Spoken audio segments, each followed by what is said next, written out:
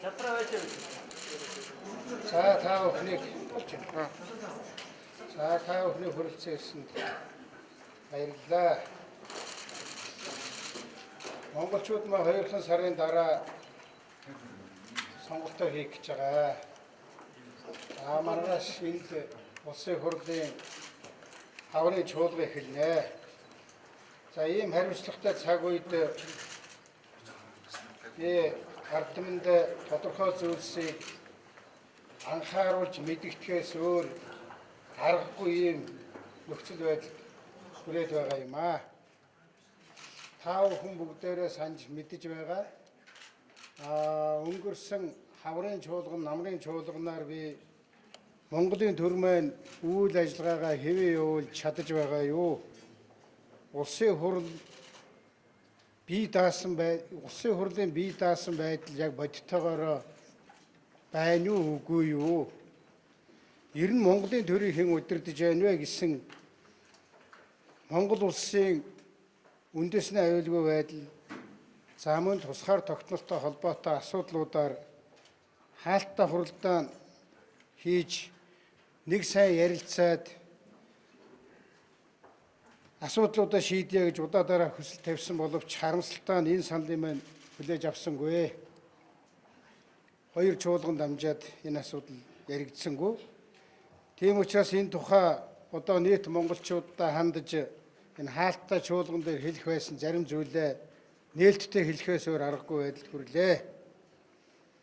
Ер нь бол удахгүй болох 2 сарын дараа болохын сонгуулиар хэрэг зохиож хүний хувь тавилангаар тоглодог хувилдагчд маань хэрээс хэтэрч зохиомол магадгүй тоглоомын улсын хурлыг бий болгох ийм хувилдааны нөхцөл бол өнөөдөр бүрдчихэд байна. За өнөөгийн эдийн засгийн хямралт байдлын уг сурвалж нь бол шударга ёсны хямрал байгаа юм. Өнөөдөр Монголын төрд Монгол улсад шударга ёсны хямрал нүүрэлчээд Монголын төр хүчрүүдж Монголын төр сулдж байгаа мэтэр харагдуулснаар цаад талд нь болохоор хувилдааны төр улам бүр хүчрхэгжээд байна. Эх орноо гэх сэтгэлгүй ханад цадгүй шуналтай хүмүүс төрийн эрх мэдлийг хувийнхаа явцоо зорилгодоо увайгүй ашиглаж Монгол хүн Монголдо сайхан амьдрах хүслийг нухчин дарж засгийн газрыг хүртэл огцруулж төрөө хутхан үүмүүлж баялаг бүтээгчтэй айдас хүйдэс давтуулж хуулийн нэрээр шоронгоор далайлгаж айлгаж мөнгийг нь бизнесийг нь лицензийг нь ил тод дээрэмдэж байна. Төрийнхөө төлөө ажиллаж байгаа төрийн албан хаагчид ч гэсэн хэрэгтэн болж нэр хүнд хувь тавилангаараа хохирч байна. Ер нь энэ хувилдааны төр Монголын ард түмний хүсэл захиалгаар бий болсон ардчилсан намын нэр хүндэд зориудаар бас халдаж байна. Ардчилсан намын хийсэн бүтээсэн бүхнийг үгүйсгэн харлуулж ардчилсан нам засгалж чаддгүй маа. Хоорондоо хаграад ажил хийдэггүй нам юмаа гэж харагдуулах энэ ажлуудыг зориуд санаатаагаар зохион байгуулсаар байна. Үргэлжлүүлсээр байна. Энэ хувилдаанд нэг хэсэг нь барьцаалагдчихсан байгаа сөрөг хүчин гэж байгаа Монгол ардын нам чимээгүй хэн шиг гэтэл баясаа сууж байгааг бас бүү март. Хувилдааны төр бол бүлэглэл үүсгэж энэ хувилдааны төр бол бүлэглэл үүсгэсэн. Хууль хяналтын байгууллагыг бохир зорилгодоо ашигладаг болсон. Цөөхөн хүн бүхий хонглыг энэ хууль хяналтын байгууллагад үүсгэсэн. Тэд таалагдаагүй, барьцаалах боломжгүй, золиослох шаардлагатай хүмүүсээ тэр хонглоороо ямар ч шударга ёсны хэмжүүр байхгүйгээр зохиомол хэрэг үүсгэж ялтан хэрэгтэн болгож чадаж байна.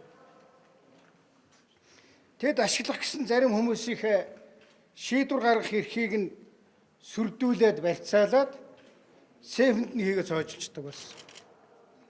Цоочтой СЭФ-нд чухал шийдвэр гаргагчдын эрх мэдлийг барьцаалсан энэ хувилдагчид Монгол улсын тусгаар тогтнол халдшгүй байдалд аюул занал учруулах хэмжээний эрх мэдэлтэй болж хүссэн шийдвэрээ зургаараа гаргадаг боллоо. За үүний нэг жишээ бол шинжлэлийн засгийн газрыг хуульдан огцруулж төрийн эрх мэдлийг хууль бусаар авснаас шууд харагдаж байгаамаа. Энэ хувилдагчид ард иргэдийн амьдралд хэрэгтэй бүтээн байгуулалтын ажлуудыг гацааж иргэдийнхээ төлөө ажилласан хүнийг ялтан болгож иргэдийг өрөөрөө айлгаж зохиомл дуулан шууган үүсгэж хооронд нь талцуулан хагаралдуулж санаатаагаар бүх зүйлсийг эмх замбраагүй байдалд оруулж байна. Их толгойн мэдгэдэхэ болж байна. Монголын ард түмний баялагийг хуульдан мөлжиж хүчрхэгдсэн бүлэглэл Монгол улсыг маань хувааж эзэмших увайгүй оролдлого хийж байгаад битгий давар гэж хэлэх цаг болжээ. Буруу замаар удаа тэгвэл буцахтаа шороод хийдэг гэж ардын зүрэггүй. Энэ бүхнийг өдөртөн зохион байгуулж байгаа хүмүүсийн нэгийг өнөөдөр би нэр цохон хэлэхээс өөр аргагүй боллоо. Хэдийгээр хүн бүхэн мэдж байгаа ч гэсэн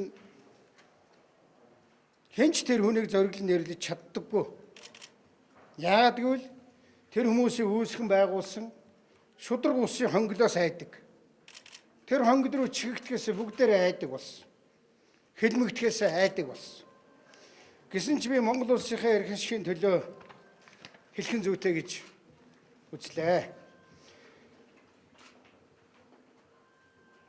Тэр хүн бол шудраг байцгаа гэж гарч ирсэн Монгол улсын ерөнхийлөгч захиаг элбэгд орж. Монгол улсын ерөнхийлөгч элбэгд орж болно.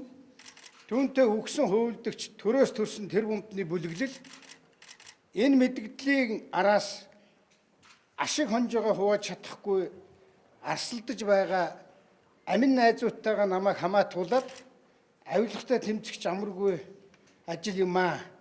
Авилгатай тэмцэх амаргүй ажилд маань саад учруулж байгаа мэтэр ард түмнээс тусламж хүсч жүжиглэнэ гэдэгт би их огтхонч эргэлзэхгүй байна.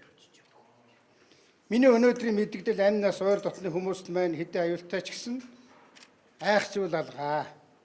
Өөртөө нь үгсэн хөвөлддөггүй. Өөрийнх нь бүлэглэлд ордоггүй. Тийм учраас над руу ирж байсан асар их гүтгэлэг, доромжлол, дарамт шахалт, нухчин дарах ажиллагаа өнөөдрөөс бүр илүү идэвхжин тодорхой. Уулаасаач 2-3 жилийн туршид асар их материалыг бэлдсэн байгаа. Ардчлалаа хамгаалж үлдэх тэр цаг ирсэн. Ард түмэн айдас талцлаасаа хагас цаг болсон.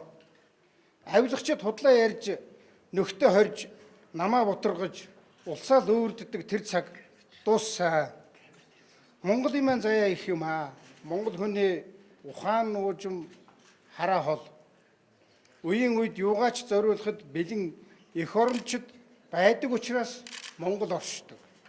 Цаашдаж Монгол оршин, үрд оршин тогтнох болно. Шудраг осны төлөөх тэмцэлд ардчилсан намынхаа гишүүд дэмжигчид Монголынхаа ард түмнийг уриалж байна. Шудраг осны хямралыг зогсоож, шудраг осыг жинхнээр нь тогтоохын төлөө би эцсээ хүртэл тэмцэх болно. Бидний Монгол үрд бадаргаа.